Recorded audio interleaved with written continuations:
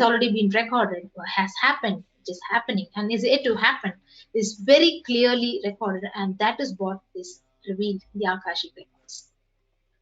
So now we will have an introduction to the Supreme Pontiff of Hinduism. The Supreme Pontiff of Hinduism, His Divine Holiness Jagadguru Mahasannidhanam, is the reviver of Kailasa, a macrocosmic, ancient, enlightened Hindu civilizational nation. The Supreme Pontiff is the 1008th incarnation of Paramashiva as per Hinduism, who was recognized by his predecessors, enlightened masters and adepts. So the Supreme Pontiff of Hinduism, who has literally made the science of our manifestation, the science of yoga and temple-based universities as a lifestyle. So going to the introduction to the Supreme Pontiff of Hinduism, he is ordained as the 233rd Guru Mahasannidhanam of the Kanchi Kailasa Sarvajñapītam, the incumbent emperor of the Surya Vamsa Surangi Samrajyam, the present 293rd Jagadguru Mahasannidhanam of Kailasonatha Shamlapita Sarvajñapītam, the present Mahamandaleshwar of Mahanirvani Akada, the largest apex monastic order. The Supreme Pontiff is the 1008th Acharya Mahamandaleshwar of the Atal Akada, the present 23rd Guru Mahasannidhanam of Dharma Mukti Swargapuram Adinam, and he is elected as the Supreme Pontiff of Hinduism by a congregation of leaders, pontiffs of Hinduism. The Supreme Pontiff is revered as the teacher of Hinduism, most prolific, most viewed, most read, most watched, who has authored more than 300 books, 10,000 articles in 3 languages, English, Tamil, Sanskrit, and which is translated into 50 languages with over 1,000 titles, and over 20 million copies of books and articles which are sold, read, and downloaded, and he has delivered more than 10,000 hours of discourses. The Supreme Pontiff has enriched over 1 billion lives in the digital platforms, and he is respected as the commentator of all the sacred scriptures, Hindu scriptures like the Upanishads, Bhagavad Gita, Shiva Sutras, Yoga Sutras, Jain Sutras, Ashtavakra Gita, and so on. And you can actually have the benefit of all the commentaries on all these scriptures by going to the YouTube official channel Kailasa's HDH Nithyananda and listen to all these discourses and literally enrich yourself and dive deeper and deeper into yourself. The Supreme Pontiff of Hinduism is honored as the leader of Hinduism, the most awarded, internationally recognized Hindu leader. He is the reviver of 108 ancient Hindu sampradayas, including the Rudrakanyas, the Rudras, Rishis, Rishikas, Bhairavas, Bhairavis, and Sannyasis. He is the establisher of the largest Hindu university, Kailasa's Nithyananda Hindu University, in the world with satellite campuses in 150 countries. He is the establisher of 1,000 plus Kailasa enlightenment ecosystems, the founder and the reviver of over 100 Sarvajñapītas, the collector of the largest Hindu library with over 1 million books, 1 million palm leaf scriptures, and over 20 million digital books. So with that, we will now be witnessing a very powerful power demonstration session with the Balasans of the Nithyananda order. The Nithyananda yogis and the Balasans would be joining us right now after a short break, and they would be explaining about the powers, what are the powers of third eye, the introduction to the powers, and they would be doing a live demonstration of the powers of third eye. So we'll be right back after a short break.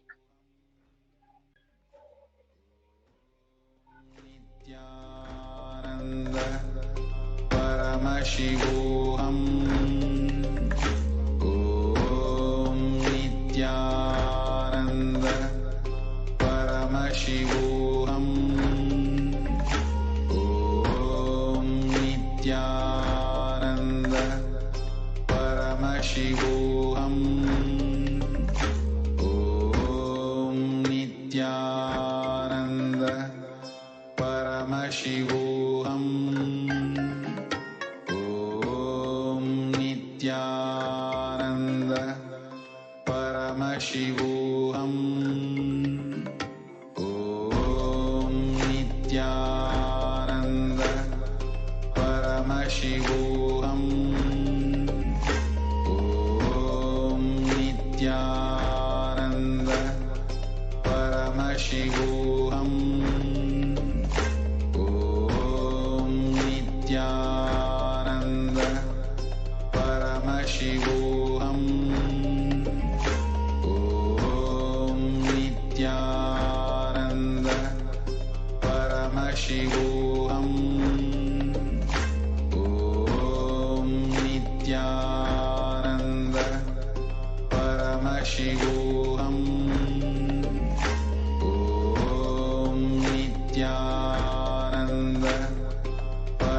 Paramashivoham.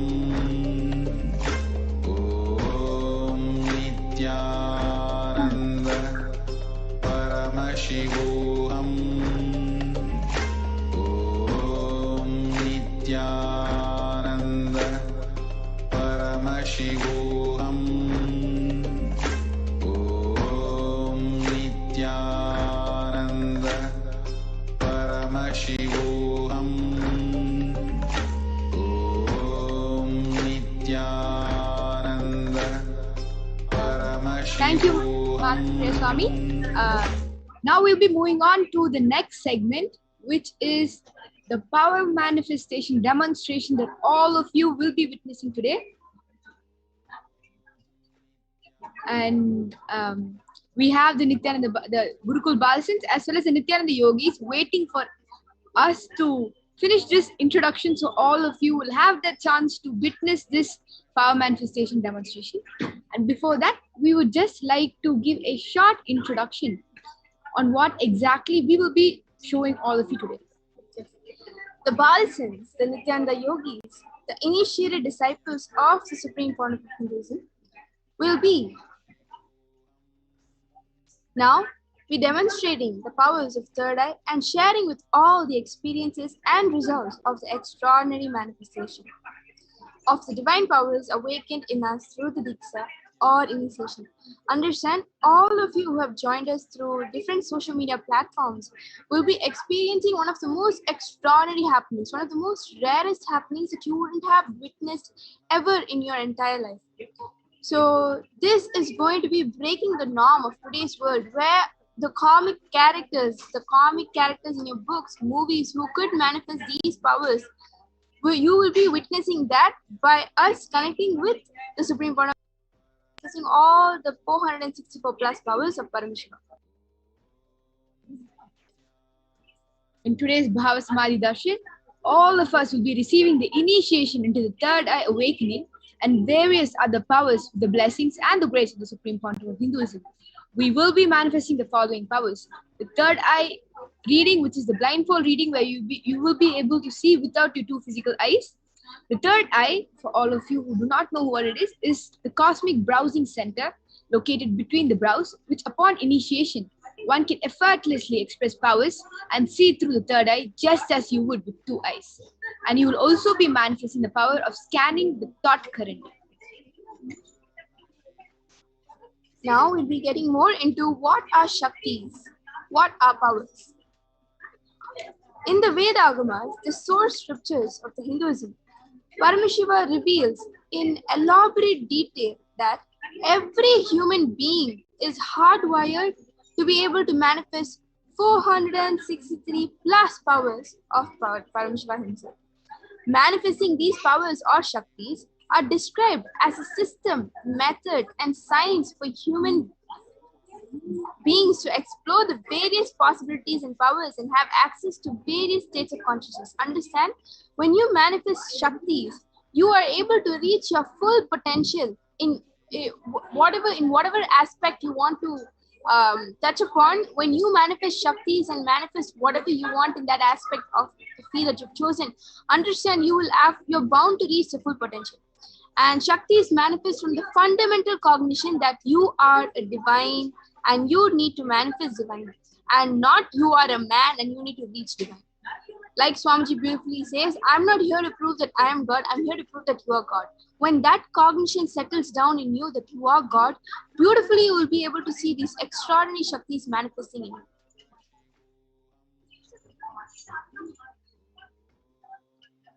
Now you'll be seeing the difference between what a Shakti and a Siddhi. I'm sure most of us have heard these terminology before, and for some of us who are not aware of it, we will be going deeper and understanding the difference between Shaktis and Siddhis. Shaktis expressed from the space of enlightenment as a side effect of the feeling connection with the divine and high integrity with the Guru. Shaktis are the source of enlightenment. Siddhis are powers that manifest from tapas or penance for enlightenment. You would see so many sadhus doing intense tapas without eating, just drinking water with hand in the air and leg in the air. They'll be doing such intense tapas for what? just to get a glimpse of the third. So these are the difference between Shaktis and Siddhis. The Shaktis of Paramashiva manifest through ordinary human beings in an extraordinary way after the initiation from the avatar, which all of us will be receiving in this Parashakti Akashic reading. The Shaktis, when you manifest, are permanent. And Siddhis are not permanent, they are temporary. And Siddhis may also divert you from the path of enlightenment or attaining the oneness with Paramashiva. Now, we'll be moving on to we'll be giving a little bit more details on who exactly is Paramashiva. I'm sure we've been using the term Paramashiva a lot for all of you to understand who Paramashiva is, the source of the Shaktis that all of you will be manifesting. Paramashiva is a primordial divinity in Hinduism, the ultimate reality and cause, which is self-effulgent, Swayam Prakasha, all-pervading, unchanging beyond time, space, form, and causality. As the fundamental base of Avyakta, the unmanifest, and Vyakta, the manifest existence, he performs the Panchakritya of 5 cosmic acts of Srishti, creation, Sthiti, sovereign rulership and maintenance, Samhara, rejuvenation, Trobhava, pulling out of delusion, and Anugraha, liberating grace for all living entities.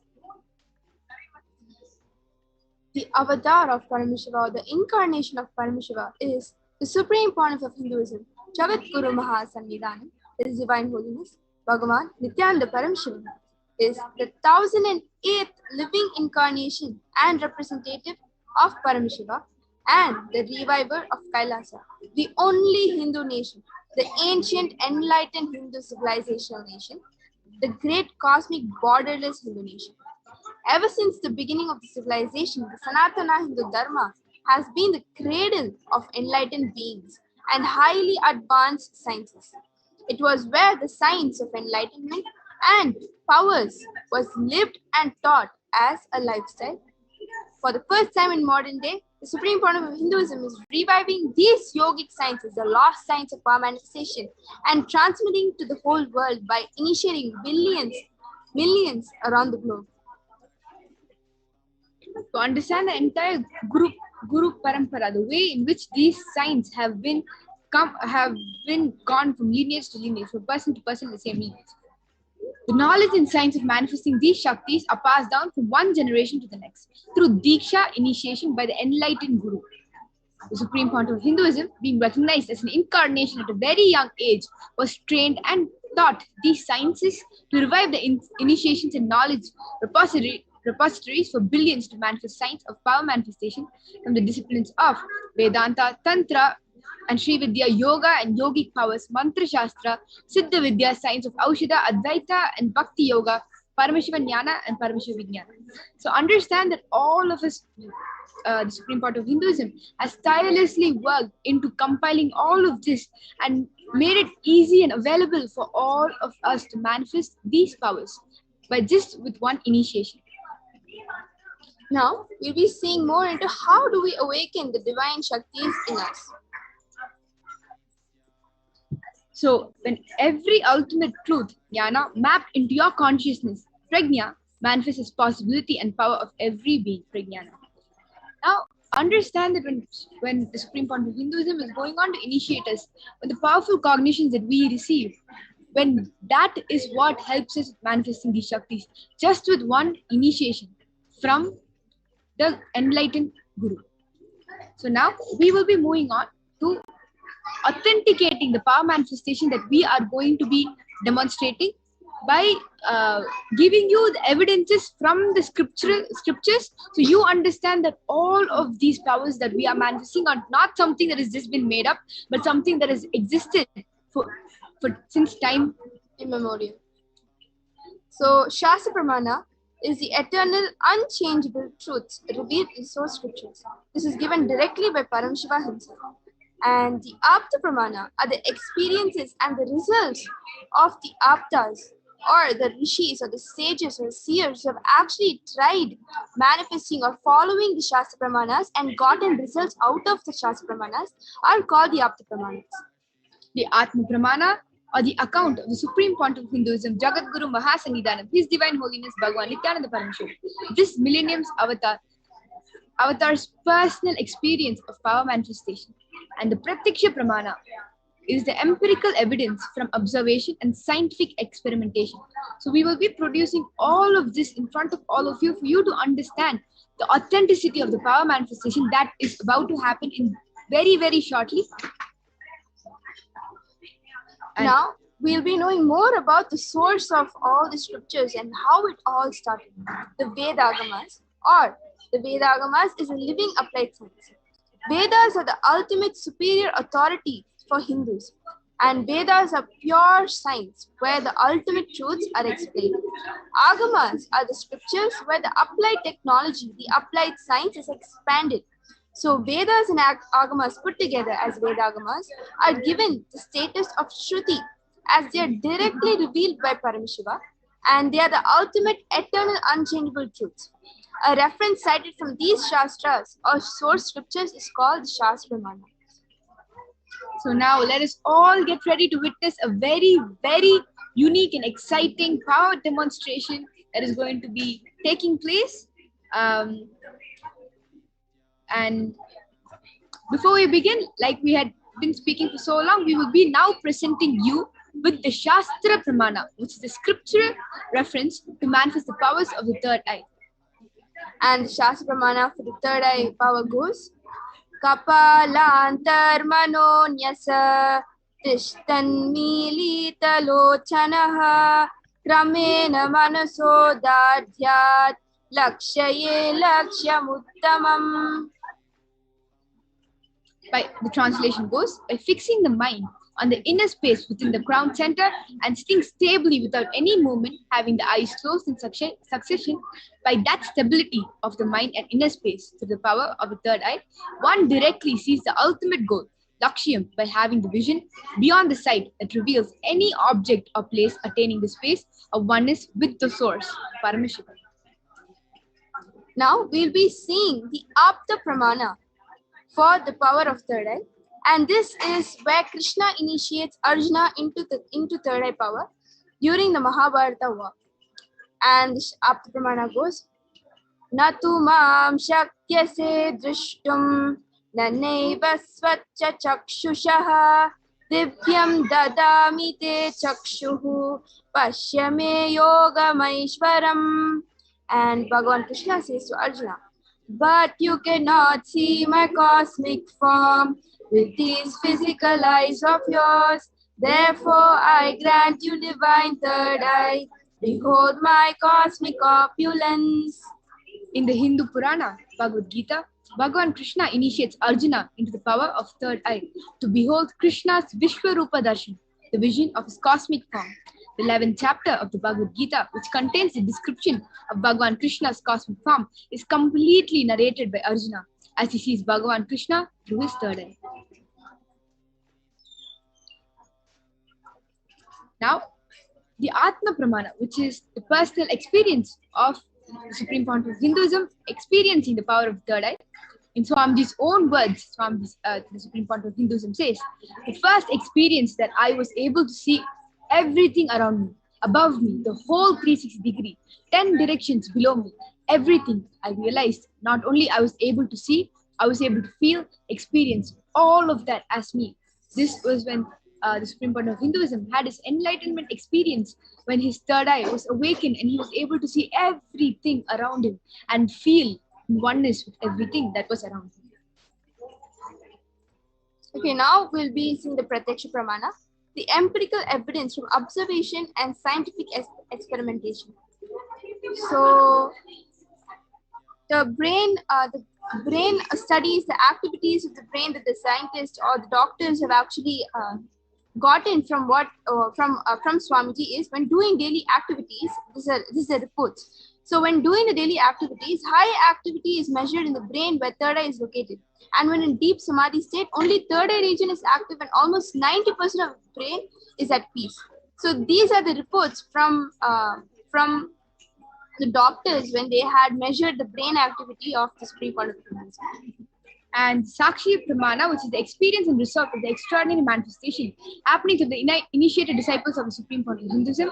All of you will be the Sakshi Pramana today because you also will be experiencing this power manifestation happen to you. This rare sacred science of the third eye awakening is being made available to humanity for their ultimate enrichment and conscious evolution by the Supreme Point of Hinduism, Jagadguru Mahasannidhanam, His Divine Holiness Bhagwan Nithyananda Paramashivam, as a living incarnation of Paramashiva. The Supreme Point of Hinduism embodies the most profound yogic states that surpass all bounds of time, space, and matter. The Supreme Point of Hinduism is gifting this pure great science of third eye awakening, along with many other spiritual sciences through initiation. Diksha, millions of people have been initiated with Supreme Point of Hinduism and are experiencing the profound results as an extraordinary powers in their everyday life. Now, let us witness the live Sakshi Pramana demonstration of the powers of third eye, the Balasins and the Nityananda Yogis. Now, we welcome Ma Nitya Yoga Pranananda as well as Ma Nitya Virajananda, who are going to be the ones demonstrating this power of blindfold reading. Before they begin, Ma Yoga Prana will be showing you an eye band which has been tested by the scientists, by the doctors, to prove that there's no light entering the eye band. Through that, for the person to be, and technically the entire vision is completely cut off. It's completely dark, right? We will be showing you everything from step one. So if any of you all have any questions, go ahead and post your questions on the YouTube channel. You can ask my yoga to tighten the eye band. You can ask her to show all the different sides of it. So you will be able to understand that this power manifestation is completely authentic. And we request all of you all to take some time, go on to the Kailasa's Nithyananda SPH Nithyananda channel, and go ahead and post your comments down below for Ma Virija to be manifesting this power of third eye. She will be blindfolded and reading the YouTube live comments that are coming in. So for everyone watching, go ahead and post your comments. It can be an emoji, it can be anything that you want Ma Virija to be reading. It can be in a different language. So we will be witnessing this power of third eye blindfold reading shortly. So all of you are present in different social media platforms, especially YouTube, can go ahead and type down anything that you want. It can be out of different language, it can be emojis, it can be signs, it can be anything that you think that Ma Virija or the Balasins will not be knowing. And you can also go ahead with complicated words for them to read out. And basically, few minutes will be given for all of you to type down whatever you want the Balasins to be reading. And we'll be starting this third eye demonstration in a few minutes. And right now we'll be having a short break.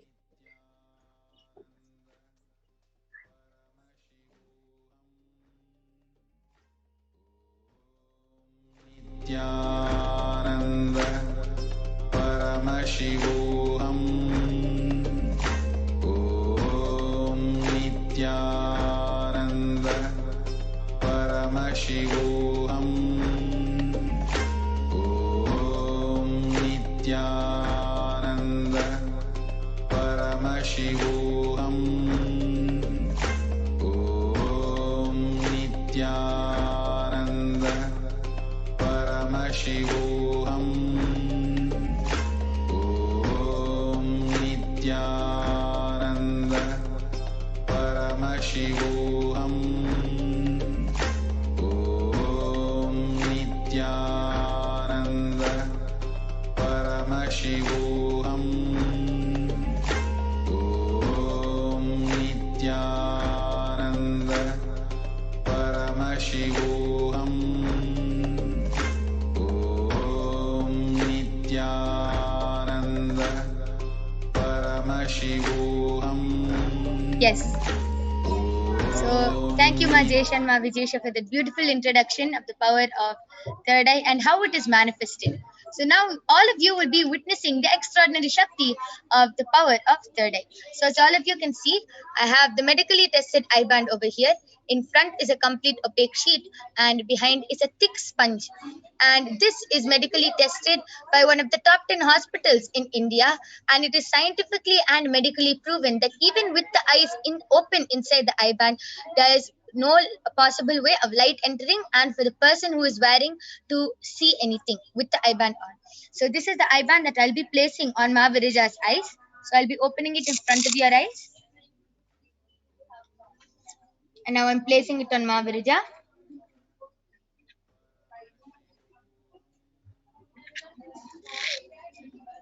Mavirija, are you comfortable? Yeah. Yes. So Mavirija is comfortable, and now I request the YouTube comments to be projected. And all of you can start posting your comments in the live as Kailasa's HDH Nithyananda YouTube channel.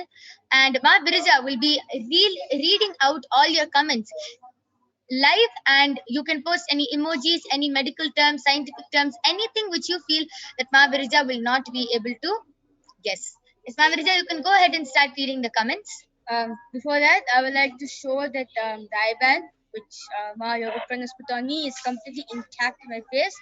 So I will turn to my right, left, up, down, all around. Yes, so you can see that Mavirija's eye band is completely covering her eyes, and that there is no way of light entering inside. Yes, so all of you can start posting your comments, and Mavirija will be reading them out live. Yes, Mavirija, you can go ahead and start reading. Yes, so the latest comment which is posted in Kailasa's HDH Nithyananda YouTube channel is by Chen Ki Wen, and he has posted, "Hello, I choose to manifest 1,008 coins, Devi's necklace right now. Thank you so much. Please bless me. I bless all of you from my heart. Tatastu, tatastu, tatastu." And heart emoji, and an emoji with 3 hearts in the face. Love and what? Love all of you, and an emoji with hearts in the eyes.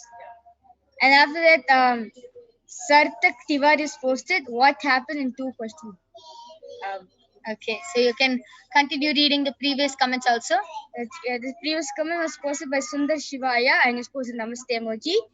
And Paul D has posted, "How to clean your third eye," and he has posted, actually the third is written the 3, and actually he did actually the spelling mistake. So this he has written the 3 and ed, but in the short form this 3 are d, right? And he's posted I and the I emoji as well. So basically, yeah, if you want to get your third eye awakened, like as you're saying that you want to clean your third eye, you need to have organic sattvic food which doesn't have 100% fluoride. Like even the toothpaste or the soap or the food, water, anything that which related to the floor, like that which has mixed with fluoride, uh, you should avoid taking it. And you should also take organic sattvic food, which will actually help the third eye to detoxify itself and complete manifest. And of course, by Diksha Swamiji, your third eye can be cleansed and open up for one for all again. So basically, fluoride less fluid will help you to clean your third eye. Yes, so beautiful. As all of you can see, how Mavirija is so fluently reading whatever is being posted in the live chat. If you feel that this power is not real, you yourself can post the comments, and you can see Mavirija reading it live in front of all of you.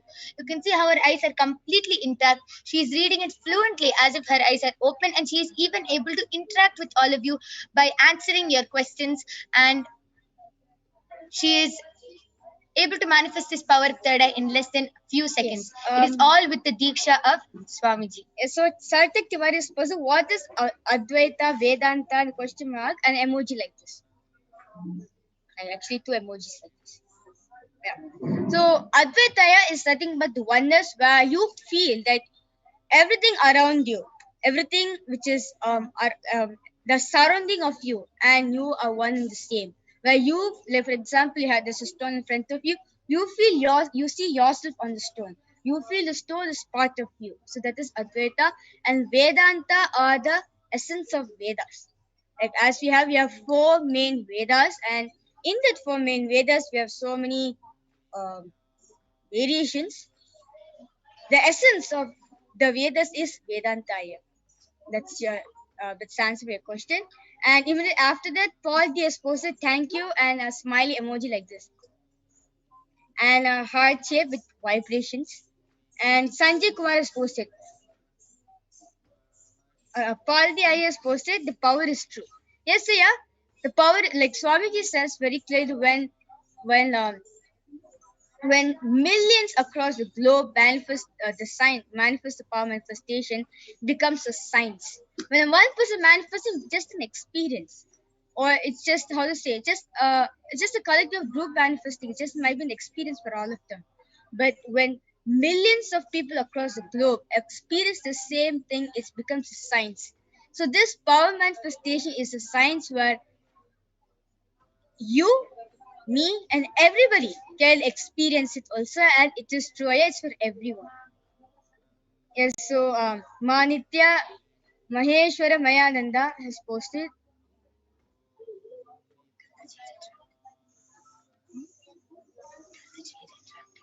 the message got retracted, and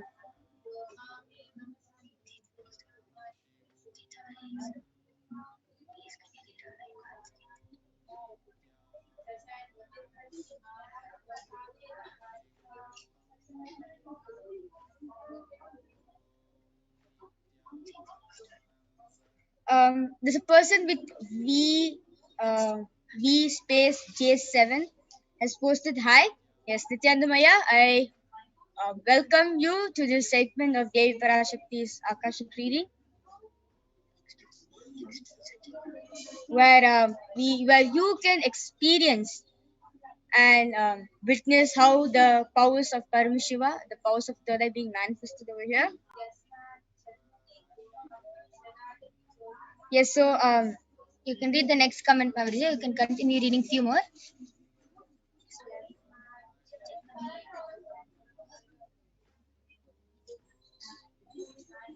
Okay, Paul the Aya has come back to us saying, um, yes, we all can change the world if we think of the same thing. Watch the 9th of AV, July 19th. Okay. Magita Parmeshwar has posted, love you, my divine darlings. What a boon you all are to this planet Earth. Let's enjoy this wonderful ride with the avatar. Annamai Arunachal Nithyananda Paramashivam Namaste emoji, and an emoji with 3 hearts in the face and 2 hearts. Yeah. Yes. Thank you, Magita Parmeshwar. Yeah. Amazing. So beautiful how she is able to manifest the power of third eye reading so fluently and is able to read all the comments just as they are coming. She is able to read them rapid fire and is able to manifest this beautiful Shakti of the power of third eye reading. So now let us move on to the next power, which is the power of body scanning, which all of you will be witnessing being manifested by the Balasins and the Nityananda Yogis. But before that, I'll be removing the eye band of Mavrija. Yes. So you can see how the eye band is completely intact and is the same. And you can see how she's still adjusting to the light. So her eyes were completely closed inside the eye band and she was able to manifest this power of third eye reading. So now please stay tuned. We'll be seeing the pramanas for the power of body scanning, and then you will be witnessing the live demonstration of the power of body scanning being manifested in front of all of you. So please stay tuned. We'll be right back with you after a short break. And I invite Ma Jesha and Ma Vijesha back on to share with us the pramanas for the power of body scanning.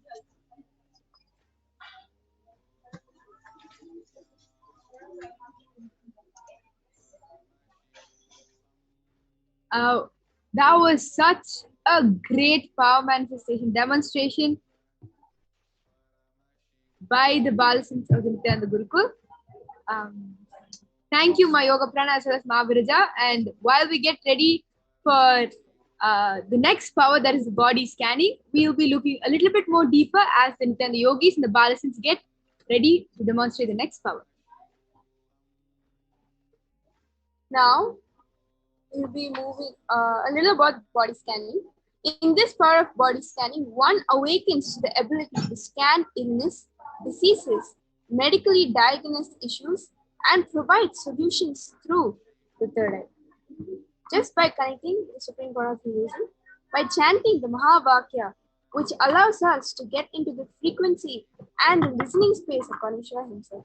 Now we'll be moving on to the Shasi Pramana of the power of body scanning, and it goes Swadehe Jagato Vapi Sukshma Sukshmatarani cha Tatvani Yani Nilayam Dhyatvante Vyajyate Para.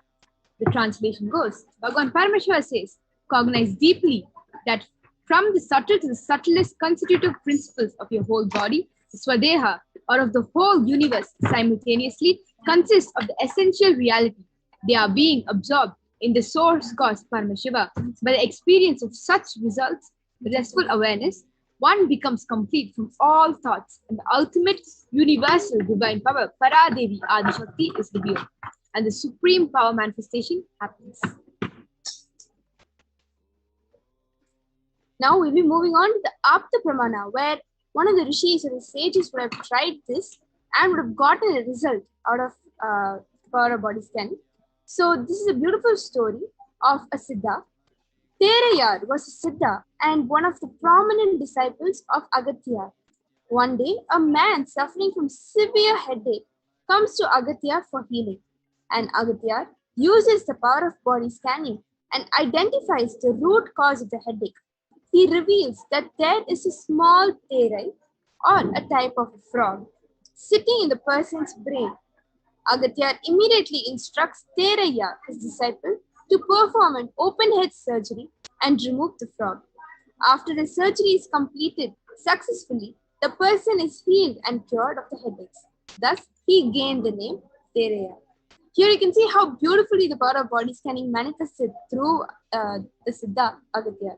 Now we'll be moving on to the Atma Pramana, which is the account from the Supreme Pontiff of Hinduism, Jagadguru Mahasannidhanam, His Divine Holiness Bhagavan Nithyananda Paramashiham's life. The time tested and authenticated this science. On 22nd December 2019, the Supreme Pontiff of Hinduism, Bhagavan Nithyananda Paramashivam, revealed how Swamiji uses the power of body scanning. Paraphrasing his words, only when I had the multiple compound hand fracture, I was forced to go for surgery. And therefore, for medical checkups related to that, at that time, they detected heavy metal quantity in my different organs. It was revealed that I had been poisoned without our knowledge.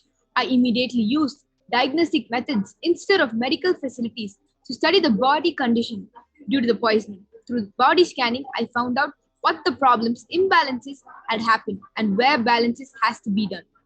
I used allopathy as a second opinion to verify my findings, which is what the Palasins will be demonstrating to all of you today. You can go ahead and get it checked with a doctor after the revelations of the third eye is given to you when this power of body scanning is happening.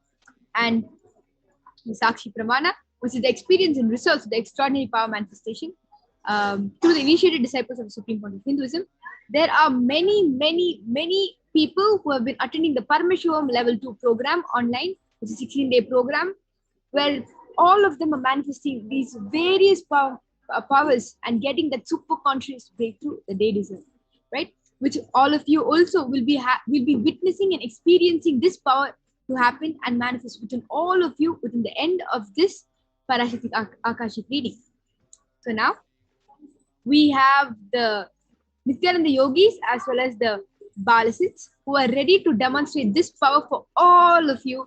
So go ahead to the Kailasa's HDH Nithyananda YouTube channel and post your comments. It can be anything that you want regarding any body scanning that you want for yourself or for others. Yes, another thing that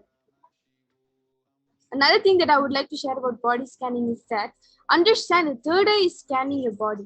So when third eye doesn't just give you medically related solutions, but can also go to the level of telling you what deep root patterns you hold and why do you have that stomach pain? Why do you have that headache? It's not because you had expired food last night, but it can also be through your childhood root patterns that you have gotten when you were a child, or it can be due to some incompletions. So third eye goes to that level. So this is something I would like to highlight to all the people who are going to be participating in today's body scanning.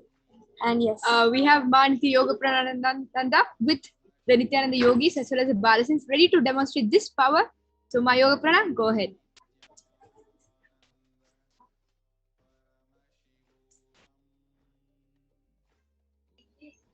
Yes.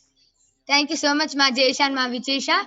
So now all of you will be witnessing the extraordinary Shakti of the power of body scanning. So I request all of you to start posting your comments and requests for body scanning. And if you would like to invite your family and friends also, you can call them. And with their permission, you can request for a body scanning in the Kailasa's HDH Nithyananda YouTube channel. And then you will be witnessing this extraordinary Shakti being manifested for you and your family and friends. So I request all of you to start posting your comments.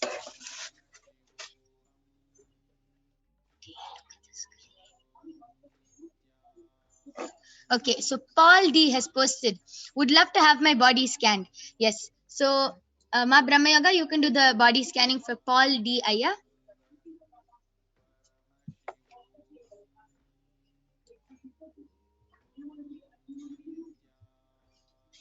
Okay, so Mayuri Joshi has requested for a body scanning. So Ma Soni, you can do the body scanning for Ma Mayuri Joshi. Suraj S has also requested for a body scanning and a healing. So Ma Mahavidya, you can do the body scanning for Suraj S Aya.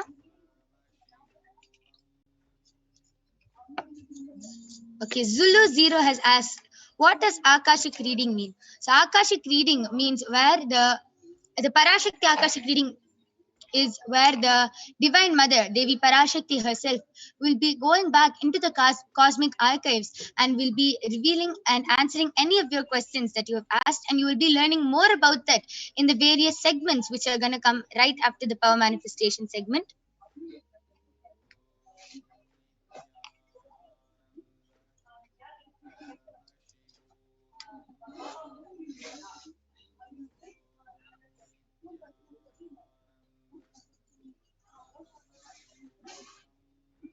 Yes. Are you ready, Ma Brahmayoga? Yes. You can go ahead. So I did the body scanning for Paul the Aya, and Aya, what Paramashiva revealed to me is that you have a muscle pull over here in your neck, and what you should do for that is today night before going to sleep, put castor oil over there, and for the whole night keep a hot pack, and then the next morning you can maybe go to a doctor or something, but then like they'll get your neck like the doctor has to like just do that to your neck, like move it like that, and it will become completely fine, and the muscle pull will go away and you'll not have any pain also. Yes, amazing. And Ma Soni, are you ready? Yes. Yes, you can go ahead. Okay, so you did the scanning for Ma Mayuri Joshi. Oh, Nityanam, I did the body scanning for Ma Mayuri Joshi, and Ma Paramashiva revealed that you don't have any problem in your body, but during your menstrual cycle, you go through really bad cramps. So Paramashiva revealed the solution as during a menstrual cycle, you should you need to cleanse your body. So you should take neem juice and castor oil and haritaki before sleeping. Yes. Okay, that was amazing scanning for Ma Mayuri Joshi. And Ma Mahavidya, you can go ahead. Yes. So, Nityanandam, this is a body scanning for Surajaya. Your overall, your health is okay and immunity levels are fine. The problem of diarrhea that you're having will also start healing. Please start having neem juice, and for the next 24 hours, have lemon water with some jaggery in it, preferably jaggery. Please avoid sugar. And also, Paramashiva is showing that you have been little concerned about the air where you live. The air that in the place that you live is fine. It's not polluted, so it's okay. Okay, so that was a scanning for Surajaya. Okay, yes. So that was a scanning for Surajaya. I request all of you, Ma'am Mayuri and Paul D. Aya and Surajaya, I request you to get back in the chat section. And Muhammad Asif Raza Khan has requested, has shared, Ma, I do not know why I am not able to digest my foods easily. Ma, can you please tell me the cause? So, Ma Brahmayoga, you can do the body scanning for Muhammad Aya. Karti Sami Aya has requested, please scan and heal my allergy, Ma. So, Ma Soni, you can do the body scanning for Karti Sami Aya.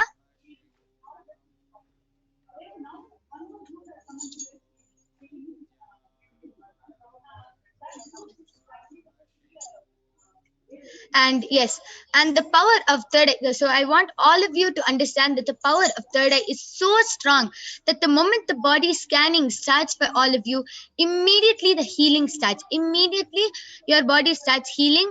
And Kishore Chandel has asked, what is this scan? So right now we are doing the body scanning, Aya, where one awakens the ability to scan and reveal any illnesses, diseases, medically diagnosed problems in another person's body, and will also be able to reveal the solution. Yes, Ma'am Ramayoga, are you ready? You can go ahead. Yes. So I did the body scanning for Mohammed Aya, and Aya Parameshwar revealed to me that you're not able to digest your food easily because you're having a really you're having a really tight stomach, and for that what you should do is you should wake up at 4 o'clock and do yoga. But before doing yoga, you have to take castor oil, at least like 1 mouth of castor oil, and after yoga you have to take 1 cup of neem juice. If you do this, it will help you digest your food, and you'll see that your food will start digesting.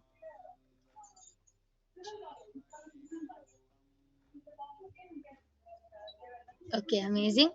So, Ma Soni, are you ready? You can go ahead. Yes, ma'am. Could you repeat the name? You did the body scanning for Karti Sami Aya. Yes.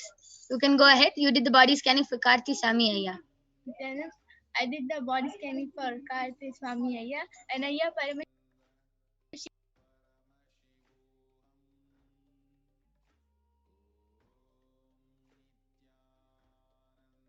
paste and apply on your body every day. It will get healed in 1 week. Yes. So Karti Sami Aya, you'll be completely healed. Yes. Ma Mahavite, you can go ahead. Okay, so there's a request for Santi from Santi Rajamanikam for scanning her daughter-in-law. Ma, just get us her permission and we'll go ahead. Yes. And Ma Tanmay Chandra has shared that my mother is recovering from gallbladder removal. Please help her. Yes, Ma, she will be completely healed. Don't worry, the Balasans and the Nithyananda yogis will be healing you. She will be completely healed.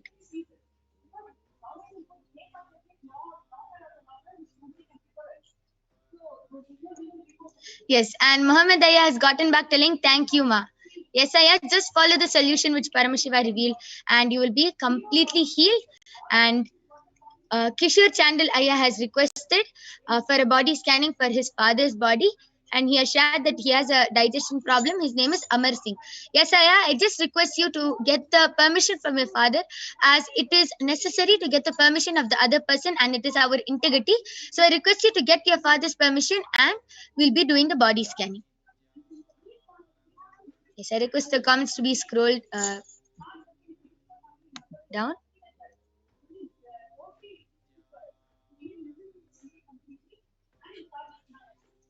Okay, Akil Aya has requested for a body scanning. So, Ma Brahmayoga, you can do the body scanning for Akil Aya.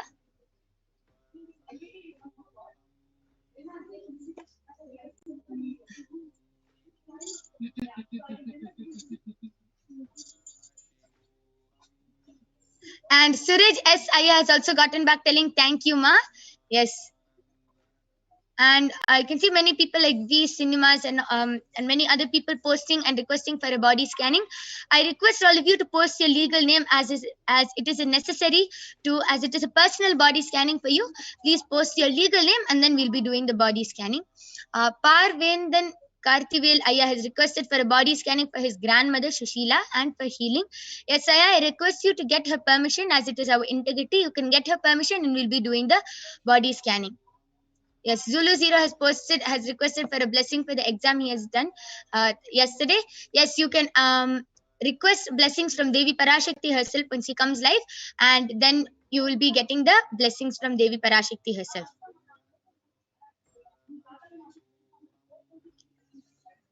Okay, Hirendranath Aya has posted, please for a body scanning. So, Masoni, you can go ahead and do the body scanning for Hirendranath Aya.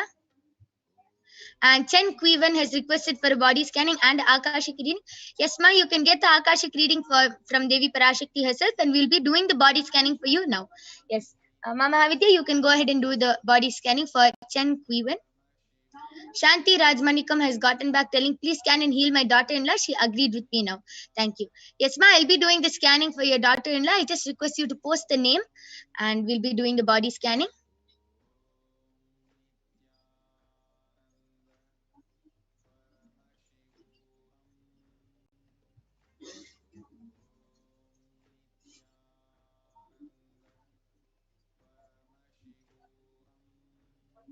Yes. So, Ma Chen Queen, Ma Paramashiva revealed that you're concerned about your hair becoming thin.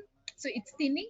And the solution is get yourself some hibiscus flowers and make a paste and apply it on your hair and give it a rinse before you shampoo. And if you cannot find yourself hibiscus flowers, a hibiscus powder that is available organically on purchase is also fine. Okay, so that is a scanning for Chen Kuivan. So I request Ma Chen Kuivan, I request you to get back.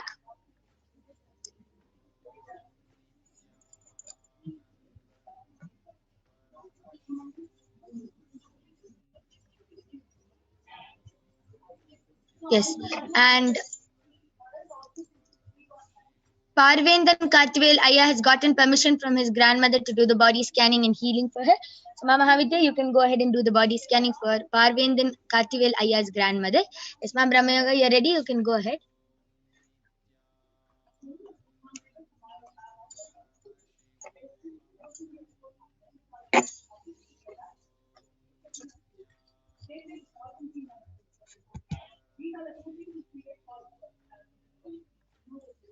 You're ready, Ma Soni? You can go ahead.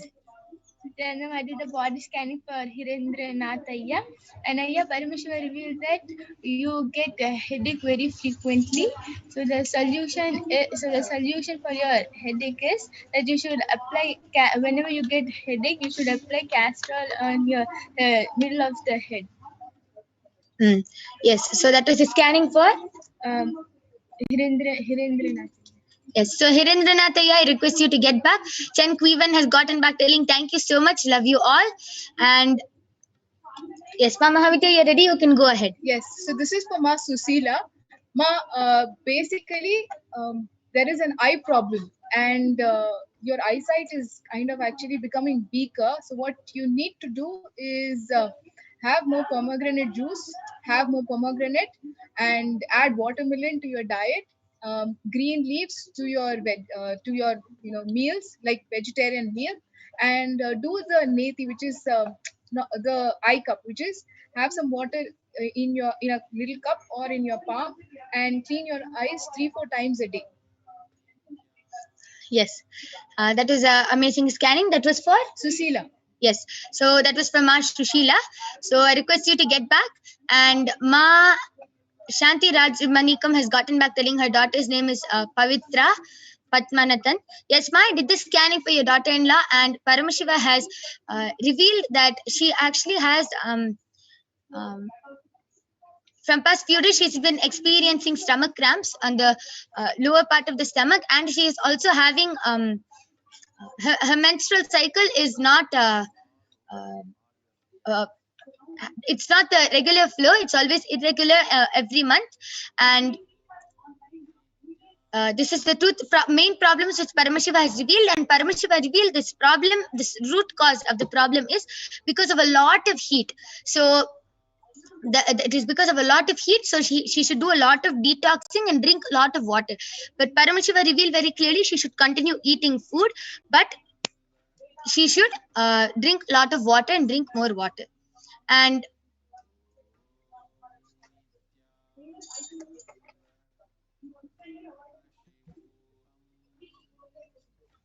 Hirendranath Ayya has gotten back telling super ma, it was true. I go ahead. I had a headache yesterday. Yes, I had a headache yesterday. Spiritual greetings to Rudra Kanyas like you. Yes, Hirendranath Ayya, just follow the solution which Paramashiva has revealed and you will completely be healed. Yes, and we thank all of you for joining us in this power manifestation segment. I can see so many of all of you. I can see so many people posting comments and requesting for body scanning. Due to the interest of time, we'll not be able to do the body scanning, but you can surely come back 2 a.m. IST and 4 p.m. IST every day, and you will be getting the body scanning. You can invite your friends and family members, and you can enrich them also to get a body scanning and to witness these extraordinary Shaktis being manifested every day. And with this, we thank all of you for joining us in this segment of the Power Manifestation. Please stay tuned for the upcoming segments. You will be learning about Akashic reading, who is Devi Parashakti. You will be learning so many things. And please stay tuned. We thank all of you for joining us. Thank you, Nithyanandam.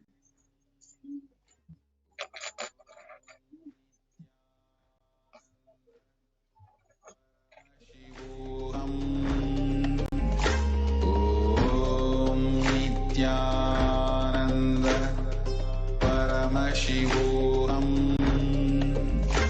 ॐ नित्यानन्द परमशिवोऽहम् ॐ नित्यानन्द परमशिवोऽहम् ॐ नित्यानन्द परमशिवोऽहम् ॐ नित्यानन्द परमशिवोऽहम् ॐ नित्यानन्द परमशिवोऽहम् ॐ नित्यानन्द परमशिवोऽहम् ॐ नित्यानन्द परमशिवोऽहम् ॐ नित्यानन्द परमशिवोऽहम् ॐ नित्यानन्द परमशिवोऽहम् ॐ नित्यानन्द परमशिवोऽहम् ॐ नित्यानन्द परमशिवोऽहम् ॐ नित्यानन्द परमशिवोऽहम् ॐ नित्यानन्द परमशिवोऽहम् ॐ नित्यानन्द परमशिवोऽहम् ॐ नित्यानन्द परमशिवोऽहम् Yes, Nithyanandam, everyone, welcome back. So we had an amazing power demonstration. We will be moving on to the next segment of understanding more about Devi Parashakti before we receive her darshan. So let us now invoke Parashakti by chanting the Lalita Sahasranama. Sindhu Vigraham Trinayanam Manikya Spurat Taranayaka Shekaram Smitamuki Mapina Vakshoruha Panibhyamalipurna Ratna Chasakam Raktotphalam Bibhratim Saumyam Ratna Gatastha Rakta Charanam Dhyayet Paramambikam. The Divine Mother is to be meditated upon as shining in a vermilion red body, with triple eyes, sporting a crown of rubies studded with crescent moon, a face all smiles, a splendid bust, one hand holding a jewel cup, brimming with milk, and other twirling a red lotus. We'll now move to the next Dhyana Sloka. Arunam Karuna Tarangidakshim Dhrutapashankusha Pushpabana Chapam Animadibhiravrutam Ayukairahamityeva Vibhavaye Bhavani. I meditate on the great Empress. She is red in color and her eyes are full of compassion. And she holds the noose, the gourd, the bow, the flowery arrow in her hands. She is surrounded on all sides by powers such as anima for race, and she is the self within me. Yes. So Devi Parashakti, the ultimate pure feminine consciousness, she is the cosmic mother. It is her cosmic womb from which billions and billions of universes comes out and goes in. So the source where the Big Bang and black holes goes on. Parashakti is the source Shakti, the source energy, the source power from which all of us came, in which all of us are even now, and in which all of us are going to merge. Out of her extreme love and compassion, Parashakti herself is manifesting through the embodied form as the Nija Avatara of the Supreme Point of Hinduism, Jagadguru Mahasannidhanam, His Divine Holiness Bhagavan Nithyananda Paramashivam. So, who is going to be literally gracing us, answering all our questions, attending to our prayers, giving wounds, healing us, revealing our past, our present, future, and delivering profound spiritual truths and ultimately giving us the experience of Paramashivoham itself. So, in the words of Parashakti herself, she says, rising as Omkara, expressing as Vedas and Agamas, blossomed as Hrinkara, filled as Parashodasi, living in 40 triangles, the Kailasa Swamini, who is in Kailasa Sripura Chintamani, Parashodasi, sitting as a part of Paramashiva, Parameshwari, who rules the world, Paramashakti, Manonmani, Meenakshi, as Nithyananda, I took the Nija Avadara here to give good boon to everyone, to bestow all goodness. Hiranya Garbhaswarupini, Brahmanda Yoni, Shami, Chandramauli, Rapala, Aparna, Uma Parvati, Savitri, Navayavana, Samraja Lakshmi, Parameshwari, Parashodasi, Meenakshi, taking the form of Nithyananda, I came here as Nija Avatara. With great compassion, I am blessing. Listen. People, to do good to all of you, I took the form of Nithyananda and I came down as Nijavatara. And again, on the 30th of April 2021, Parashakti reveals, rising in Omkara, blossoming as Shiva Shiva, manifesting as the source of existence, powers of existence, expression of existence, from the oneness of Om, blossoming into two as Prakriti and Purusha, blossoming as three Shaktis, Icha, Kriya, Jnana, and growing as four Vedas, expanding as five Panchabhutas, beyond six chakras, filled as Gotras of seven Rishis, expanding as eight directions, existing as nine Grahas, blossoming as 10 Indriyas, being as 11 Rudras, creating all the worlds, bringing life to tell and make truth blossom, and to do good, Parashodasi, Meenakshi, in the form of Nithyananda, I came to bless every one of you. Yes. So let us understand how to receive Devi Parashakti. So literally, when you have the darshan, you're seeing Paramashiva and Parashakti directly in front of your screen. So let us receive her very, very traditionally by the beautiful way how the Hindu tradition says. Take a plate which is called as the tambulam and you can arrange two betel leaf, one banana, one betel nut and one coin and keep this right in front of the screen before the darshan and be ready with a deep devotion to receive Parashakti every time when you are waiting for her darshan. So the coin is actually a traditional dakshina. So that means it can be of any lowest value. It can be even 1 paise in Indian money, 1 cent in US dollars. So what is the significance of you waiting with the tambulam to receive Parashakti? So it may be a very, very simple thing. Just a plate and a betel nut and a betel leaf. So what does it add to you when you're waiting with that? Yes. So when you wait with that, you really wait. For example, when you're waiting for a person who's very near to you, dear one to you, and you're literally waiting with a bouquet of flowers for them, how you would wait? So you'd be literally waiting and to see Parashakti in the real form and receive her blessing. So it adds that much of feeling connection so that you don't take Devi for granted. So you don't take her for granted seeing that yes, she is already in the screen and oh, every day she comes. So you don't take her for granted. And that unconscious mentality, it just drops, it just breaks. And it literally reminds you and raises you to the powerful cognition again and again. Yes, I am having Devi Darshan right now, and I'm seeing Parashakti right now in front of my eyes, and let me deeply connect with her. So that is the beauty of you traditionally receiving Parashakti every time.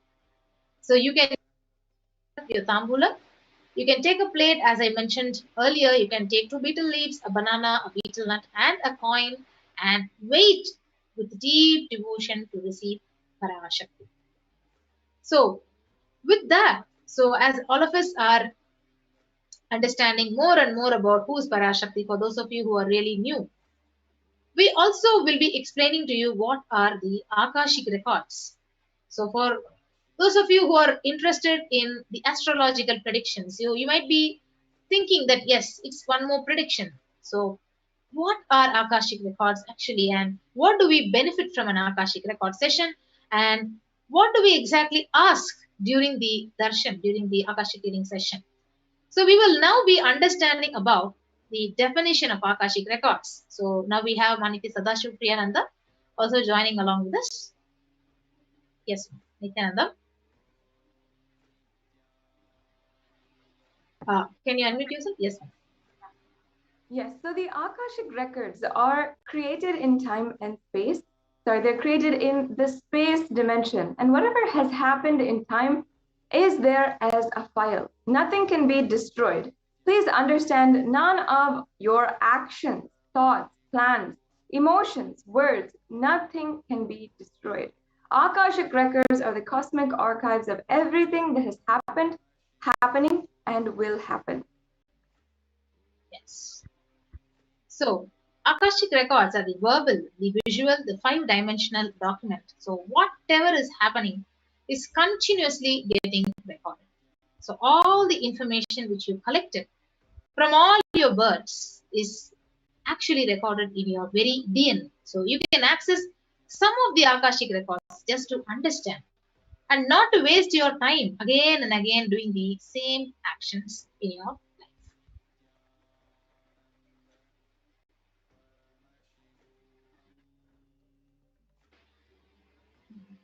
Yes. And as Mahatma Priya Swami was saying just now, the Akashic reading is not a prediction. It is a reading from the cosmic archives. There is no such thing as past, present, and future. Beyond space, creation and destruction happen simultaneously. And in the dimension of time is where this starts the past, present, and future. But in the Akashic records, there's no past, present, and future. That is why that is why we call it as happened, happening, and yet to happen. And they are already clearly recorded. Yes. So in Swamiji's own words, Bhagavan says, nobody has a right to comment on these readings. Nobody has a right to manipulate these readings.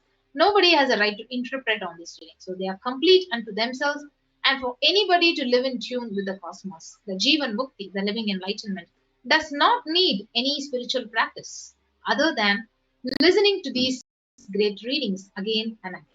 So when you listen to these great readings, naturally you will see your negative logic is penetrated, it is broken, and these great truths, they settle in your inner space and they make you literally live enlightenment.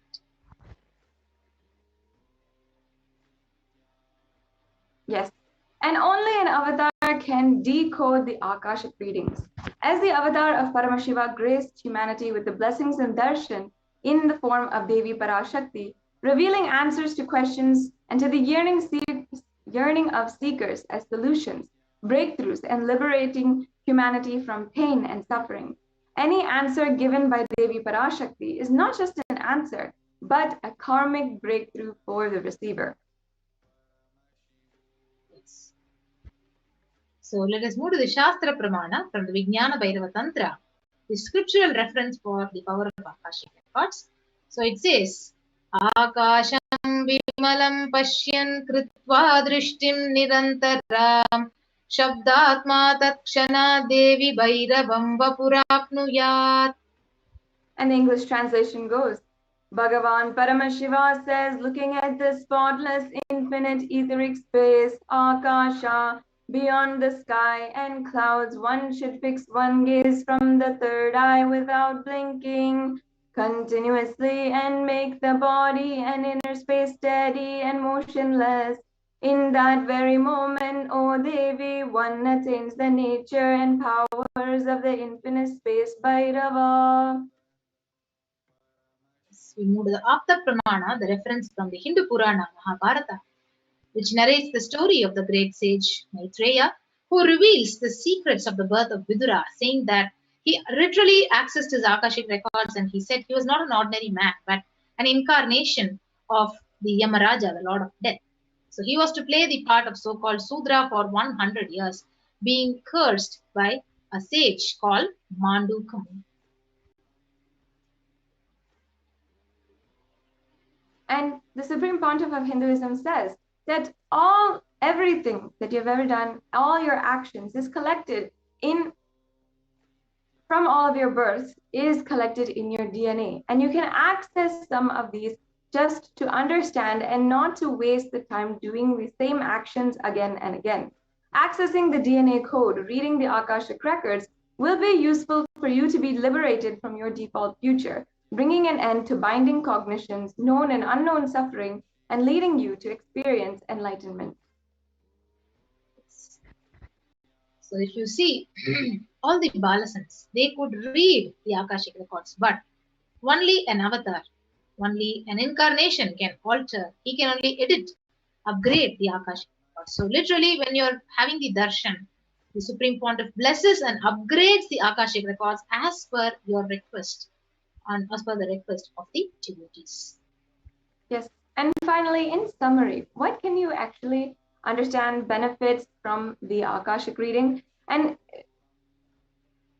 the truth is that the benefit, what you'll be able to do, the transformation that you'll receive, that you'll be able to go through is absolutely immeasurable. But in a few words, if we can say what is the benefit, what you can get out of the Akashic reading. First, it is the most accurate and unbiased answer to any of your questions about the life, destiny, purpose, or any other everyday part of your life. It is also the greatest way that you can have the darshan of Mahakala Bhairava and sit in his face. And you can ask your questions and be relieved of all of the karmas from lifetimes and breakthrough, get the breakthrough that you need in your life. In essence, that is what you will get from the Akashic readings. And if you ask your questions during the Akashic readings, this comes to a conclusion for our segment on the introduction to Parashakti and the introduction to Akashic readings. And now moving forward, we will explain to all of the viewers, if you want to ask your question, now that you know more about Akashic reading and you're really ready, excited to ask your questions during the Parashakti Akashic reading to Devi Parashakti herself, the Divine Cosmic Mother, then we'll take you through a few steps on how to do that on all the social media platforms. Devi Parashakti has made herself available for the general public, for the whole world, to ask her questions, grant boons, or send any healing requests or anything. So all you have to do, the first step, one of the ways that you can do this is go to the live YouTube video. Many of you might already be watching. If you're already watching, then make sure that you are joined as a member. Underneath the video, you'll be able to see a join button. And if you click that join button, you'll be going through a few steps in order to become a member of Kailasa's HDH Nithyananda YouTube channel. And this gives you access and gives you so many benefits in order to make your offerings, ask your questions to Devi Parashakti, and so much more if you'd like to be a part of Kailasa and contributing to the movement of Kailasa. Now, if you want to ask your question, it's as simple as going to the chat and asking your question in the super chat that is available right next to the video. Yes, we can go on to the next one. Yes. So the next official social media platform where you can connect to Parashakti and ask your questions is the official page in the Facebook, Kailasa's SPH JGM Nithyananda Paramashivam.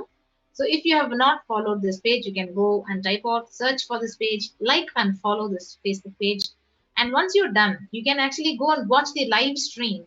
And under the live stream, you can post your questions as a comment and request for blessings from Devi Parashakti. And the next, and in the next way, you can also, if you're a frequent user of Twitter and you like Twitter as your personal social media platform, you're comfortable with it, then you can also go and ask your questions on Twitter. You can send for boons, blessings to Devi Parashakti on Twitter by first of all going to the official Twitter handle of the Supreme Pontiff of Hinduism at Sri Nithyananda, and then you can ask your questions in the reply section of the tweet with the hashtag ask the avatar. So you can tag at Sri Nithyananda and use the hashtag ask the avatar in the reply section of the video. And as you can see, it's circled where you can hit reply. And on Twitter, as we are going live, some of you may be watching from Twitter, you can just reply to this tweet and ask the question that you want answered by the Divine Cosmic Mother Devi Parashakti and use the hashtag AskTheAvatar. Yes. So you can also ask your questions on the Instagram account. So you can go and search for Sri Nithyananda in the Instagram and follow that account. And once you like and follow that, you can ask your questions in the comment section under the live stream in the Instagram as well.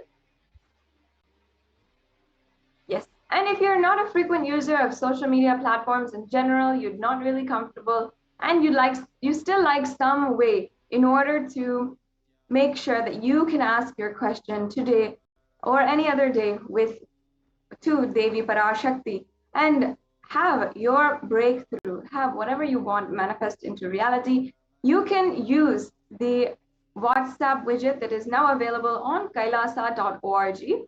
Go to kailasa.org, the official website for Kailasa, and you will be able to see the WhatsApp widget in the left-hand side corner of your browser. Go ahead, and in that you can ask any question that you'd like to Devi Parashakti and be able to receive blessings during the live Akashic reading. Yes, so with that, we come to the conclusion of this segment of this program where we learned about what are Akashic records and how can we ask a question to Devi Parashakti during the live Akashic reading session.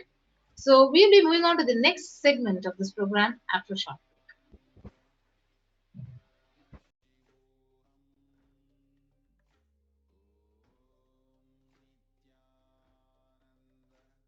Just be alive for next 3 years. Don't die within next 3 years.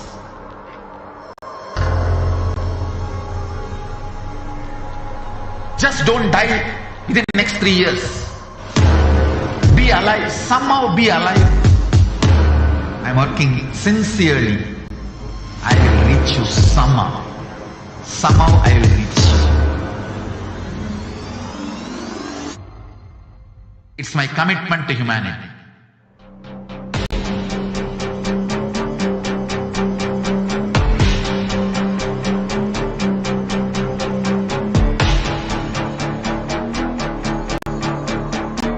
Just don't die within the next 3 years. I will reach you wherever you are, whichever corner of the world you may be. I will reach you with enlightenment. You manifesting the space, state, powers, being Paramashivoham. It is possible, and it is possible for you.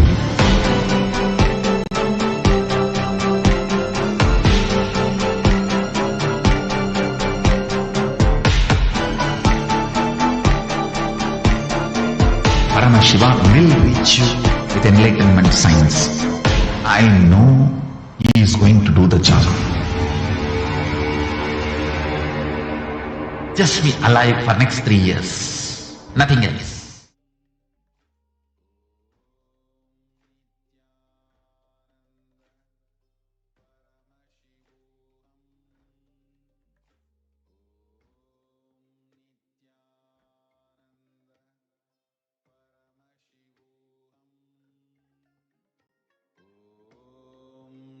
Nithyananda Paramashivoham. Om Nithyananda Paramashivoham. Om Nithyananda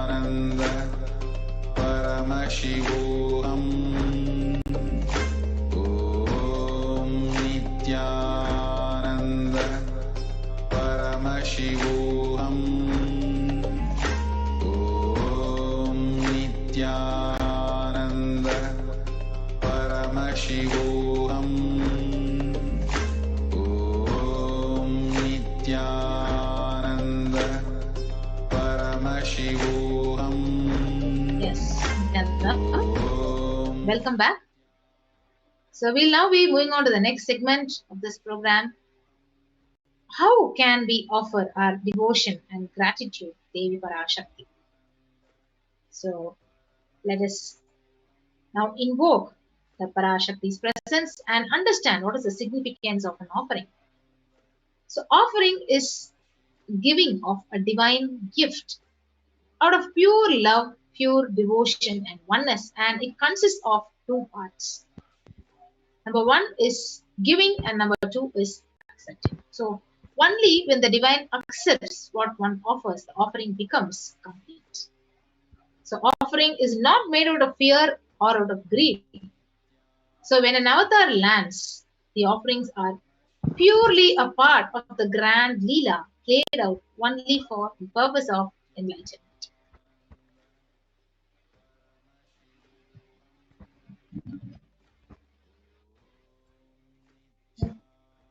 So we will now invoke Parashakti, the Dhyana Sloka. Induni bhaveda karava ninayanam syat pankajavaraphaya japaksha sarayuktam angahimabhushana vichitra vasanam syat tungamakutojvala bhanonmani swarupam.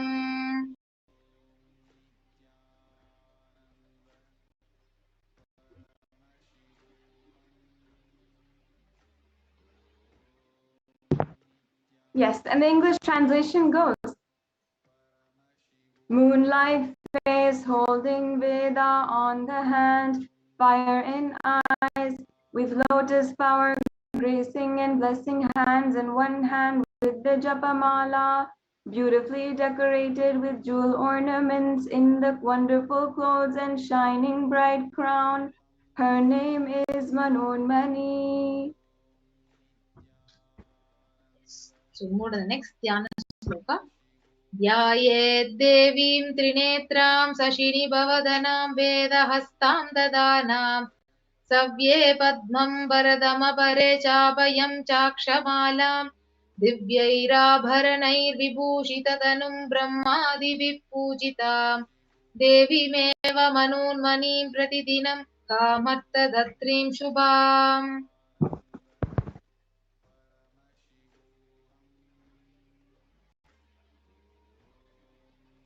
Once again, the English translation. I meditate on Devi with three eyes glowing like the moon and holding the Vedas, lotus gracing and blessing hands. She is wearing beautiful ornaments. She is worshipped by Brahma and other many gods and showers auspicious boons for all actions every day. This is from the Moolagama Manonmani Dhyanam. So let us now understand the significance of the divine element called Atharva Veda. It says, Tredajutam janmanedam hiranyam agnerakam priyatamam babhuva somasyaikham insitasya parapatata apamekam veda samreta ahuttatte hiramyam ividasva vishem.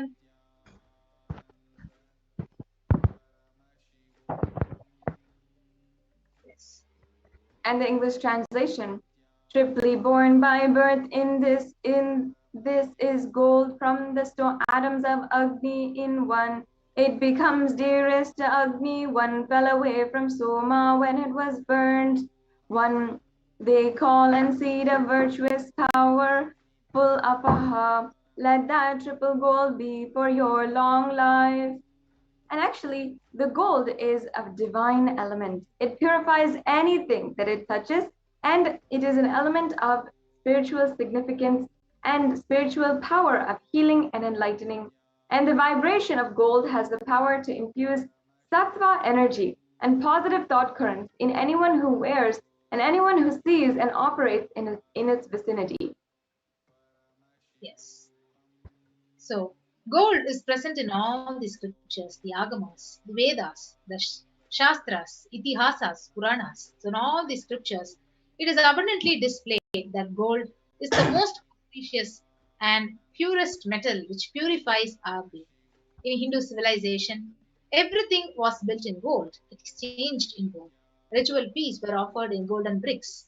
When one was to be saved from life threatening illnesses, gold was offered as a ritual fee.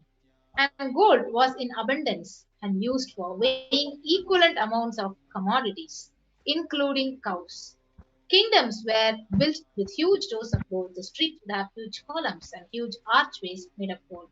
Horses and cows were dressed.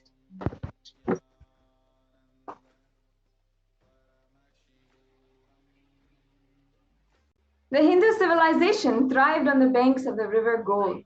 The Indus River, called the Hiranyamaya, and the river of gold in the Rig Veda. The river Saraswati was called the Hiranyavardhani in the Atharva Veda. And gold is the supreme element for offering gifts to the ones you love and revere. Temples are constructed and paved in gold, and deities are made in gold and decked and adorned in gold. Because it preserves the enlightenment energy for thousands of years. It lasts forever. Yes. So with that, we will be moving on to the offerings, various sevas which we can offer to Parashakti. The first offering is the E-Hundi offering. Yes. So the Shastric reference, it says, Bhakti Priya Bhakti Gamya Bhakti Vashya Bhayapaha Shambhavi Sharada Radhya Sharvani Sharmadayini. And the English translation? Devi is fond of true devotion and is realized through true devotion. She can be won over through true devotion and she removes all fears. So, if there is any fear in the minds of the devotee, Devi is sure to remove that fear. And it is stated that Devi likes to be worshipped in autumn. So, here it is meant that autumn of our lives, when thoughts turn more and more inwards, the role of divine is known and it's understood very clearly. So, the need for Devi worship it becomes stronger. So, you can offer this E-Kundi offering at your own capacity with deep devotion to Parashakti, and your names would be chanted when the puja is offered to Devi Parashakti. So you can go to the link which would be projecting and helping you into a walkthrough how to offer the E-Hundi offering, also in the live stream through the super chat and super sticker option.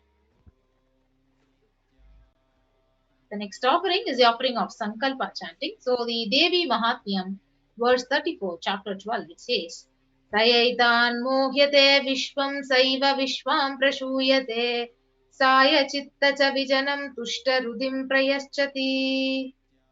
And the English translation? The goddess enchants this universe and she herself gives the birth to this universe.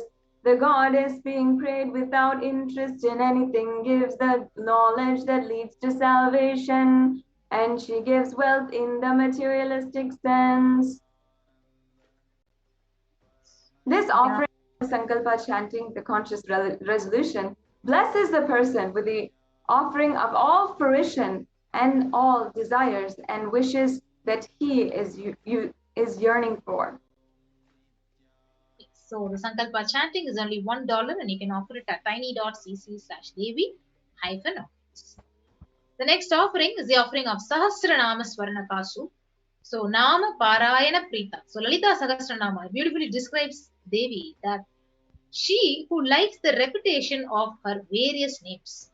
So this offering is an offering of 1008 names of Devi Parashakti. So we have the various golden coins on which these names will be inscribed, and you can offer this very special and unique offering, Archana to Parashakti, to the Mahameru of Parashakti. So the gold coin with the Devi's name inscribed is available at 3 sizes and at 3 denominations, $75, $151, and $251.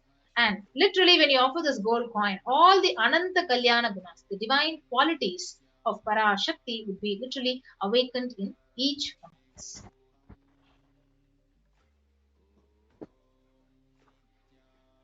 The next offering is the offering of the Mukta Anguti, the finger ring with a pearl. So the Meenakshi Pancharatnam, it says, Muktahara Kirita Ruchiram Purnendu Vaktra Prabham Shinjannu Pura Kinkini Manitaram Padma Prabhavasuram Sarvabhishta Falapradam Girisutam Vanirama Sevitam Meenakshim Pranatosmi Santatamaham Karunya Varam Nitim. In English translation, I bow down to the goddess Meenakshi, whose crown has garlands of pearls and face is shining like a full moon, who wears anklets that are studded with gemstones and small bells, who is shining like the splendor of a lotus, who grants all the wishes, the daughter of the mountain, who is worshipped by goddess Vani and Rama. I remain ever bowing to goddess Meenakshi, the ocean of compassion. You can offer the finger ring with the pearl to Parashakti and be showered by her compassion and pure love in all your business endeavors. So the Mukta Anguti, the finger ring with the pearl, is available at $251, $501, and $750. The next offering is the offering of Swarna Padma Pushpam, the golden lotus. So the Kamikagama beautifully says, Ashtavidhyeshwaropeta Kumbhavarana Samyutam Sarvesa Sutra Vastradhya Hema Pankaja Bhushitaha Sapidhana Sakurchascha Pakva Bhilva Phala Prabha Snapannadhyaya Samsiddha Pramanena Samanvita.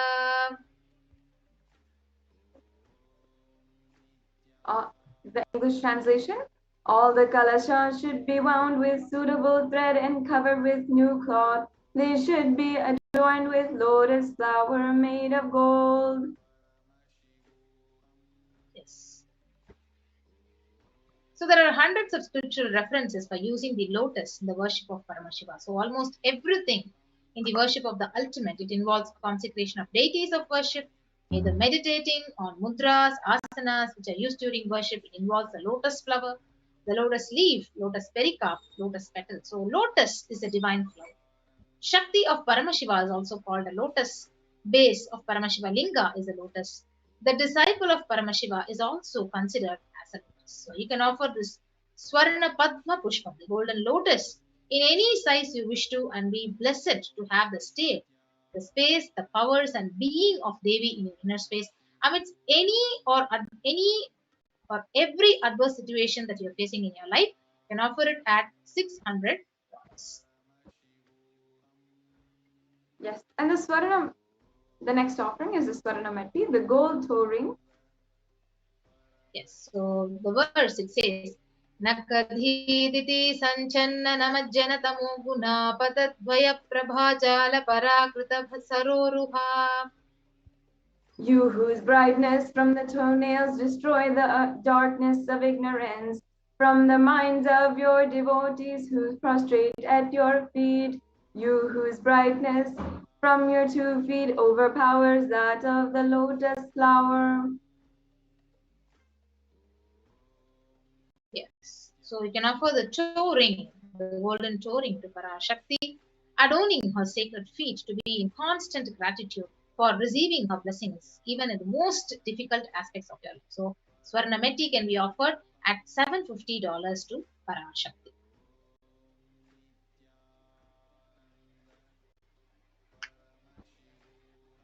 Yes, and the Swarna Mangtika is the offering of the gold hairline jewelry. It is an offering of 750 USD. In the Saundarya Lahari, again, the Devi Parashakti is described as Shuddha Sarabhi Varshani, meaning she who makes the nectar flow in all of the nerves from the Sahasrara, and she who gives a very pleasant experience of the ultimate. The Mangtika represents the nectar flowing from the Sahasrara Chakra, which is fully open. So you can offer this Varna Mangtika at tiny.cc/Devi offerings. And you can offer it to receive the blessings of achieving the blissful state of overflowing gratitude and the space of complete completion. So the next offering is the offering of Pratyaksha Pada Puja, the very beautiful offering where you can literally experience the breathing space of the incarnation. So the Shloka 83 of Saundarya Lahari says, Nakhadiditi Sanchanna Namajjana Tamo Guna Padadvaya Prabhajala Parakrita Saroruha. And the English translation, the illuminating splendor of Devi's toenails dispel darkness of ignorance, and the devotees prostrating at her feet defeat the lotus flower of beauty. In the Saundarya Lahari, it states that the toenails which have been worshipped and sharpened by the crowns of the celestial beings who always prostrate before Devi. Tamoguna here is actually darkness. And in this stotram, Tamoguna is indicative of ignorance. So in this stotram, we are offering our worship at the feet of Devi Parashakti and praying to her to dispel all the ignorance from our minds and to attain the ultimate knowledge. You can offer the Pratyaksha Pada Puja to Devi Parashakti and you will be bestowed with the most auspicious blessings by the Supreme Pontiff of Hinduism, Jagadguru Mahasannidhanam, Sri Nithyananda Paramashivam. Yes. So the next offering is the Vastra Seva, sacred cloth offering to the Supreme Pontiff of Hinduism and Devi Parashakti. So the Vastra Seva is also part of the Pratyaksha Pada Puja. And you can offer this seva at $1,008 and receive all the auspiciousness, all the blessings of Parashakti and the Supreme Pontiff. So this comes to a conclusion of all of the different offerings, and you can now see a summary of the different offerings. The E-Hundi offering, the Sankalpa chanting, the Devi Sahasranama Kasu, the Mukta Anguti, the Swarna Padma Pushpa, the Swarna Mangtika, and the Pratyaksha Pada Puja, as well as the Vastra Seva. So, yes, Ma, you can go ahead. Yes, Ma, you can go ahead.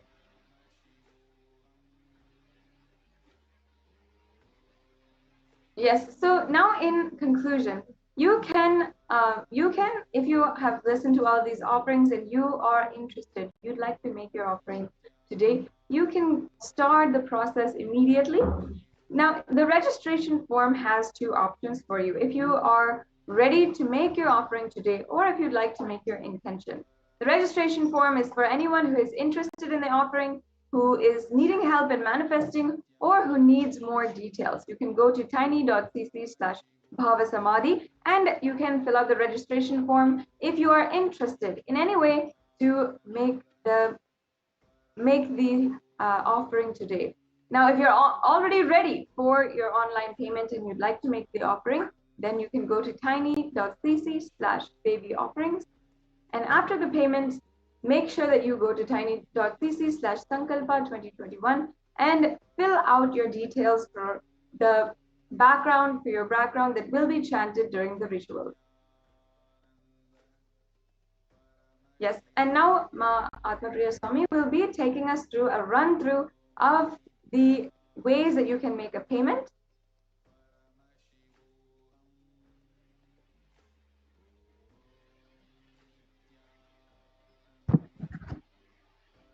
Now, if you're already ready for your online payment,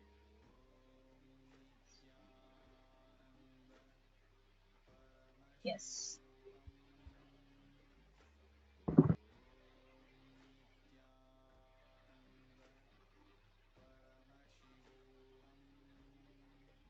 Yes, so now when you go to the link tiny.cc/devi-offerings, you can go to the link and you'll be guided to choose an option. Then go ahead and choose whichever option is whichever seva you want to offer to Parashakti. The Swarna Padma Pushpam. So you can go ahead and add it to the cart. And once you add it to the cart, you'll be guided to the next page where you need to go ahead and proceed to check out by clicking on here. And after that, you will be guided to the billing details here. And you can go ahead, fill out all these details and place your order. So once you do that, you can go to the next link, the Sankalpa link, which is projected. So you can submit your names for puja to Parashakti. Click on to the next and go ahead and fill out all the details here and submit this. And don't forget to click on to the option Devi Bhava Samadhi Darshan. And after you do that, you click on to the next and submit this page so that all your names, so whoever you wish to, you want to offer the puja, you can actually offer and they will be blessed by Parashakti. Next is the live stream where you have the super chat and the super sticker option here under the YouTube chat. So go here, click on to the super chat, super sticker option. You can offer any donation at your own capacity, and this is the e-hundi offering which you can offer in the live stream.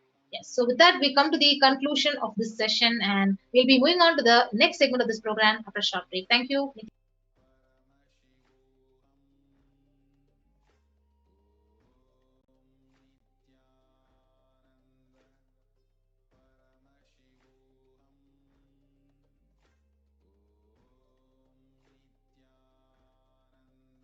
Just be alive for next 3 years. Don't die within next 3 years.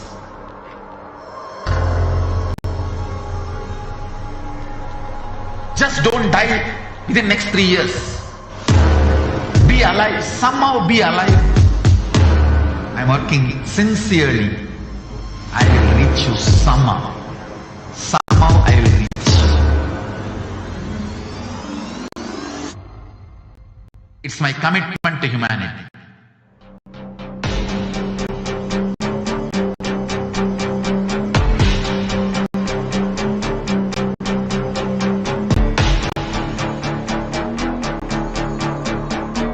Just don't die within next 3 years.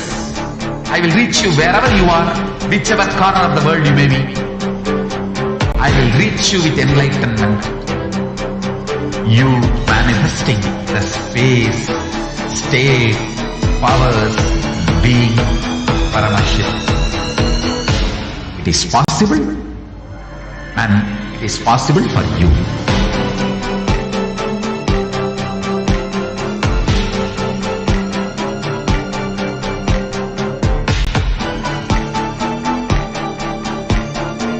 Paramashivoham will reach you with enlightenment science. I know he is going to do the job. Just be alive for next 3 years. Nothing else.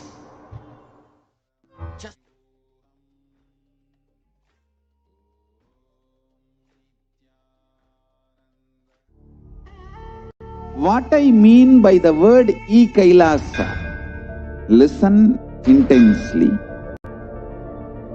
Enlightenment ecosystem, literally enlightenment itself, in your own home, wherever you are. If you cannot come to Kailasa, it's okay. Kailasa can come to you. Kailasa coming to you is Kailasa.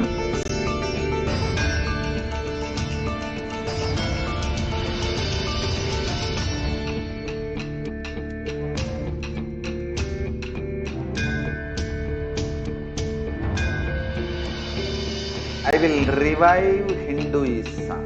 I am a Hindu revivalist, not by any revolution, but by evolution.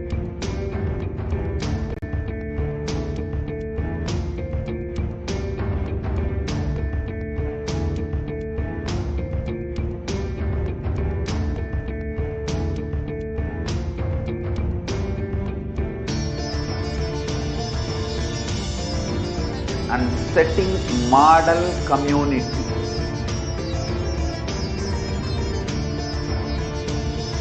Kailasa, enlightenment ecosystems, Sarvanya Peethas all over the world.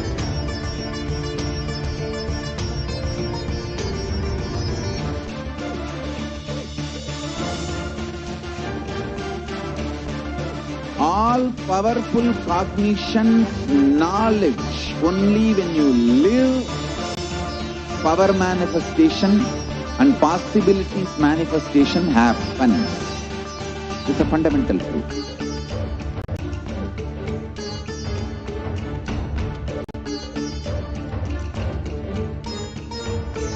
Hinduism cannot live exclusively as one sampradaya. No. All sampradayas of Hinduism is an ecosystem.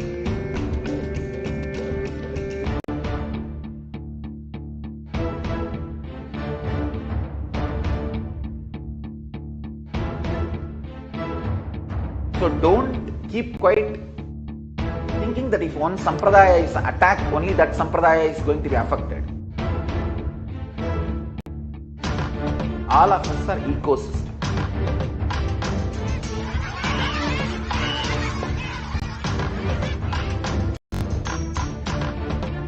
I invite all of you to get involved and enjoy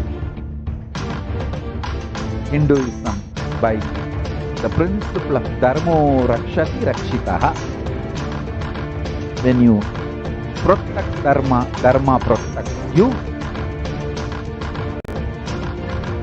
We will make the whole planet flourish spiritually. The spiritual prosperity will happen to the whole planet. We all have to coexist together.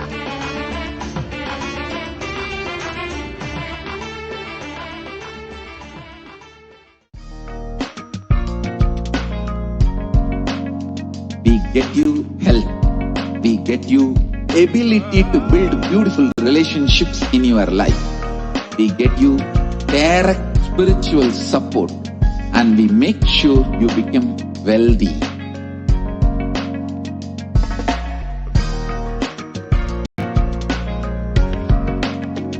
We won't stop giving you just good life.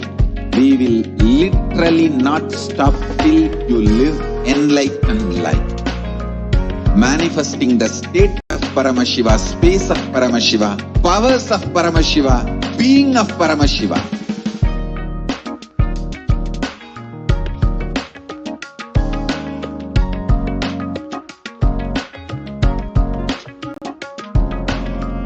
Whole world should become Kailasian.